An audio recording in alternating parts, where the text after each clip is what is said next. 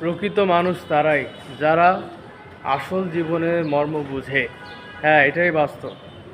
আসলে মানুষ তারাই যারা জীবনের মর্ম বোঝে, জীবনটা পেয়ে যারা আনন্দে উৎফুল্ল হয়ে মানে গুনাহের পথে লিপ্ত হচ্ছে, খারাপ কাজ করে বেড়াচ্ছে, মানুষের কষ্টের কারণ হয়ে দাঁড়াচ্ছে, তাদের এই কর্মের হিসাব একদিন দিতে হবে তাদের। যেমন ধরো, হ্যাঁ, হুসাইন মানসুরের কথা বোঝায়। সে মানুষের সহযোগিতা করে, মানুষের উপকার করে, অসহায় মানুষের পাশে থেকে সে এখন অনেক বড় জায়গায় চলে গেছে। শুধু এই জন্যই নয়, সে সাথে সাথে পরিশ্রম করে গেছে। সে একজন সৎ ব্যবসায়ী ছিল এবং পরোপকারী ছিল। দুটোকে এক করেই মিলেমিশে আল্লাহ তাআলা তার দিকে নেক নজর দিয়েছেন। তো যার কারণে এখন সে বড় ব্যবসায়ী এবং বিশাল একজন কন্টেন্ট ক্রিয়েটর। আজকে দেখো, তাকে হাজার হাজার নয়, লাখ লাখ নয়, কোটি কোটি মানুষ ফলো করে। তার ভিডিও ছাড়লেই মিলিয়ন মিলিয়ন ভিউজ হয়ে যায়।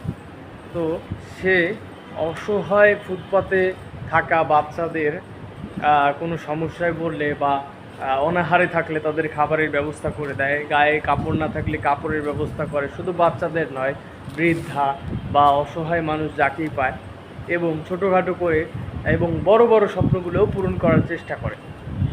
তো সে কিন্তু এখন সফল, তার কিন্তু প্রচুর পরিমাণে টাকা, অর্থ সম্পদ। সে কিন্তু চাইলে এখন এটা নাও করতে পারে।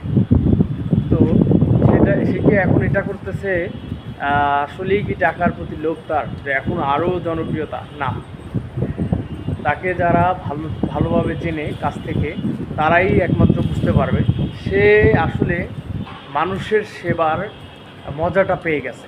এই আসল মজা যারা পাবে পরোপকারে, তারা আসলে কখনোই নিজের শুধু লাভের জন্য পরোপকারটা করবে না। মানুষের যে স্বস্তি, মানুষের যে সমস্যাটা কাটানোর পর নিজের ভিতর যে একটা আনন্দ অনুভব হয়, এটা যেদিন মানুষ বুঝতে পারবে, তখন থেকে মানুষের ক্ষতি আর চাইবে না। একটা কথা কি ভাই, আজ মরলে কাল হয়ে যাবে 2 দিন, ঠিক আছে? এখন মারা যাব, জোহর আসরের আগেও জানাজা হয়ে যেতে পারে, এমনই হচ্ছে একটা অবস্থা। তো এই সময়ে এসে আসলে মানুষের ব্যবহার, মানুষের চালচলন এতটা নিকৃষ্ট পরিমাণে খারাপ হয়েছে যে বলে না, শূকরের চেয়েও খারাপ অবস্থা।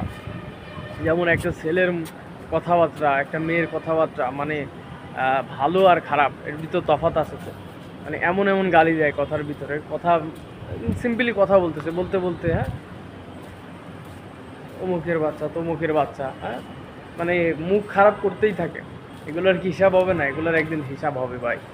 তোমরা ভাবতেছো যে জীবন পাইছি, হইছে, কিন্তু তোমাদের সামনেই সকাল বিকেল জানাজা হচ্ছে, তো সকাল বিকেল অ্যাক্সিডেন্ট হচ্ছে, সকাল বিকেল এই যেই বাইরের দেশের একটা ভূমিকম্প, যেখানে অনেক মানুষ মারা গেল, বিল্ডিং জায়গায় ধসে পড়লো, ঠিক আছে?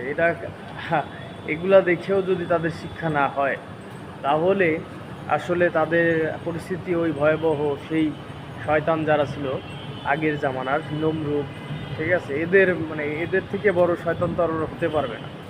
আর এদের অবস্থা ওই ভয়াবহ হবে। তাই সময় থাকতে, সুযোগ থাকতে সুযোগকে কাজে লাগাও এবং সময়ের সদ্ব্যবহার করো। তো নামাজে যাচ্ছিলাম, এখন কিছু সময় হাতে ছিল, তাই ভাবলাম তোমাদের সাথে কিছু আলোচনা করা যায়। ভিডিওটি ভালো লাগলে অবশ্যই শেয়ার করে দিও। আল্লাহ হাফেজ।